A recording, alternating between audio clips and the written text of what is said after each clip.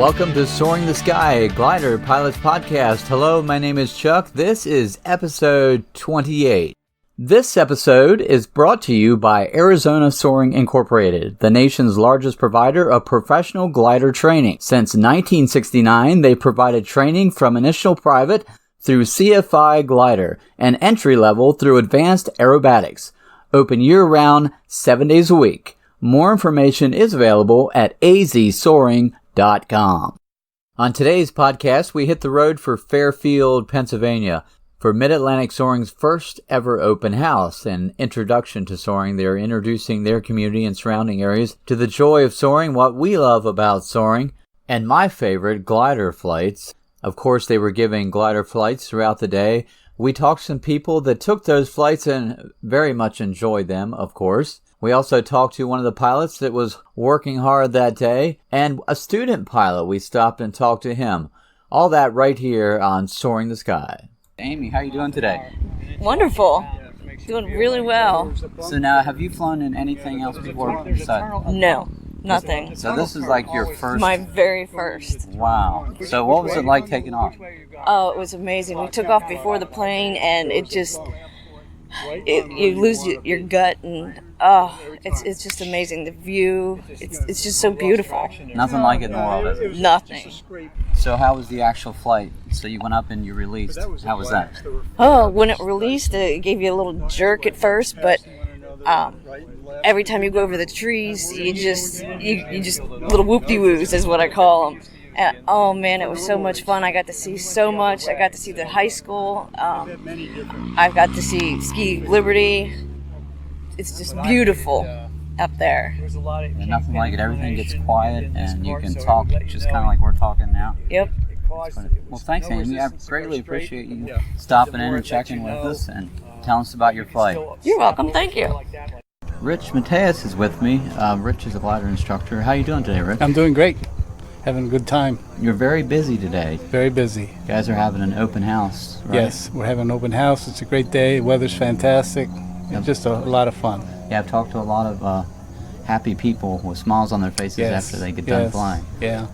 Can I ask you, where did your aviation adventure begin? Well, I live in Mount Airy, Maryland, which is just about 30 minutes east of Frederick, and I used to watch gliders being towed and released when my kids were little, and I'd be out there working in my yard, and I used to watch them come by, and then so that kind of piqued my interest a little bit. And then when my kids went off to college and I was done with all the activities like baseball and softball and basketball, I had too much time in my hands, and so I decided to look into it. And by then, I found that they were flying out of Frederick Airport. The club was there, so I looked them up, and I started flying. I went over there and I met the coordinator, and I got a ride. And I said, "Yeah, this is great. I loved it." It was on a 233, and so then I went ahead and applied to join the club, and I was assigned an instructor, and I started coming out on weekends and learning how to fly gliders. And eventually I got my pilot training. And after a couple of years, I went ahead and became a commercial pilot. And then last year, I became an instructor, CFIG glider instructor. Yep. Now, what's one of the most challenging things about being an instructor? What I found challenging is getting folks to relax a little bit. You know, they want to fly, but they're a little nervous and so when they're trying to control the airplane, they over control it. They're very moving the controls back and forth, and they get nervous, and so that's the challenge, just to get the students to relax and to let the plane fly. And convince them that the plane is not going to come spiraling down because they do something wrong. Right, correct. Right. I think that was one of the first things when I was learning how to fly. I was over controlling, Yeah. What's one of your most memorable flights that you've had? Well, I went on a safari, and we towed our gliders from here to Hobbs, New Mexico. There were 8 gliders that went. Wow. And but we couldn't get a tow pilot in Hobbs, so we decided to go to Littlefield, Texas. There was a club there, and they agreed to tow us. Okay. And so that was my first flight out west, where the thermals are very, very strong, and you can feel them as soon as you're getting off the ground. You're starting to feel the thermals, very, very strong thermals. But the memorable part was that I decided that I was going to try to fly from Littlefield to back to Hobbs. Wow. And I had a crew, so my crew, which was my partner, he was going to go ahead and just follow me down. Yeah. So I didn't make it. I didn't make it all the way to Hobbs, but I landed in Gaines, which is about 20 miles from Hobbs. I made the turn, but it was late in the day. It was 5 hours, and it was about a 100-mile flight total. Yeah. So Nice. But that was a great challenge, and it was a beautiful day. Yeah. Do you have any advice for someone that would like to be not only a better pilot but a safer pilot? Well, to be the safer pilot, just follow the guidelines. Safety first. The FAA puts out all the information you need to know to be a safe pilot. So, So the challenges are always going to be that you may want to stay up a little longer, but you don't have the height. So you have to be aware of conditions, aware of the winds. Am I safe? Am I proficient enough to fly with a 10-knot crosswind? Making good decisions. I think that's the basic for safety is making good decisions. And, don't push the envelope. Good advice for sure. Sure. Thanks for joining us today, Rich, taking your time. I know you've been very busy out there with the rides today, but thanks for taking the time to talk to us. Great. Have fun. After speaking to Rich, we ran into a young lady who was getting ready to take her glider ride. Hi. Hi. Who am I talking with today? My name's Cheri Jolly. Cheri, nice to meet you. Likewise. You're getting ready to go up in the glider. Yes. And have you gone up before? Yes, I grew up with them. Oh, very cool. What part of the country did you go fly? In Southern California, we went flying out in Mojave. Nice. So out near Edwards, and the wave was incredible, and it was the kind of place where they'd call you on the cell phone, 'cause radios and these things, say, hey, you need to land, because it's getting dark, and we're leaving. Right. Nice. So this part of the country you haven't flown yet? That's correct, and I'm going to go fly right now. So have fun, enjoy. Thank you very much. We caught up with Cheri after her flight. So you're back. How was it? Oh, it was wonderful. Beautiful air out there. And it's so different from Southern California because there's obviously terrain here and things living. It's not the desert. Right. So much to see. It's just gorgeous. Thank you. Of course. After talking with Cheri, I looked over at the flight line and a young man was getting out of the glider and he had 2 thumbs up. Hi, what's your name? Will Trainum. Will, was that your first glider ride? Yes, sir. It was my first, and it was awesome. Awesome. Have you flown anything else before? I've been in quite a few planes before, not all commercial, but I've been in other planes before, and it's a lot of fun to go up in gliders and planes. It's a lot different in the glider. Yes, it is a lot different to go up in a glider than it is a plane.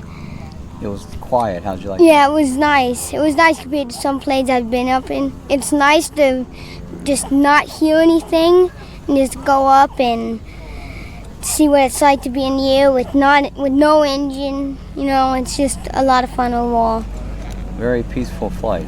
Mm-hmm. Well, thank you. I You're welcome. appreciate you talking to me today. You're Enjoy your welcome. day. You too. Thank you.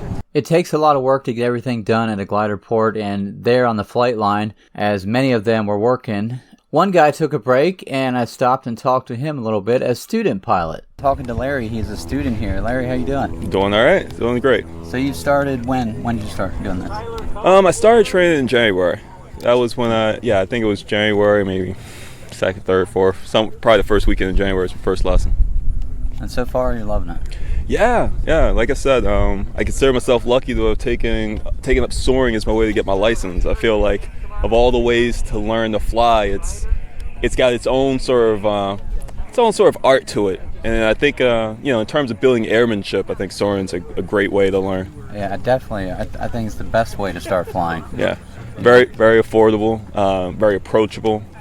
and yet very interesting. There's so many techniques that you got to build up in addition to just handling the plane that I appreciate. Absolutely. Well, thanks, Larry. I appreciate you stopping and talking to us. Great. After things were winding down for the day, Kathy, their lead flight instructor, offered me to fly one of their gliders. Of course, I said yes. I hopped into one of their new ASK-21s with Paul, one of their instructors. I had not flown in that part of Pennsylvania before, so after the pre-flight and thumbs up, the tow plane started rolling down the runway, and as you know, it didn't take long for the ASK-21 to lift off. I followed Paul on the controls until we released, and then he let me fly the 21, which was amazing. The lift wasn't bad that day either, so we found a thermal and quickly reached 5,000 feet. Paul asked me if I had done any cross-country training. I said, no, I really haven't done that yet. So we practiced some techniques, jumping cloud to cloud. It was absolutely amazing. Did that for a while. The 21 is a very smooth flying glider and is absolutely, just super comfortable. It was time to land, so we headed back to the glider port. I flew into the pattern, and then, of course, Paul took over to land. It was a smooth landing. We landed in the grass on the side of the asphalt runway there. They have 2 grass strips, one on each side. It's pretty cool. I think the open house was a huge success. I feel it is a great way for your local club to get people involved in your area and interested in soaring. There are a lot of things you can do. They had glider seminars. I think there was at least 3. They had live music in the pavilion near one of the hangars there. They also had hot dogs, hamburgers, ice cream, and they had some more stuff there too. And of course, glider rides were going on all day. And it's very cool. The proceeds from the day will go to their youth scholarship, which I thought is really cool. Some great ideas for your local club to get people excited about soaring and aviation. Thank you for listening to another episode of Soaring the Sky. I hope this episode has given you some great ideas for your local club. And we hope to catch you back here next time for another episode. And of course, if you're a pilot and you want to share your story, you can email me at chuck@soaringthesky.com. Also, you can join our Facebook group, that's Soaring the Sky Podcast. Also, Instagram is the same way, Soaring the Sky Podcast. We also have our guest pilots on our website if you want to check that out. That's soaringthesky.com.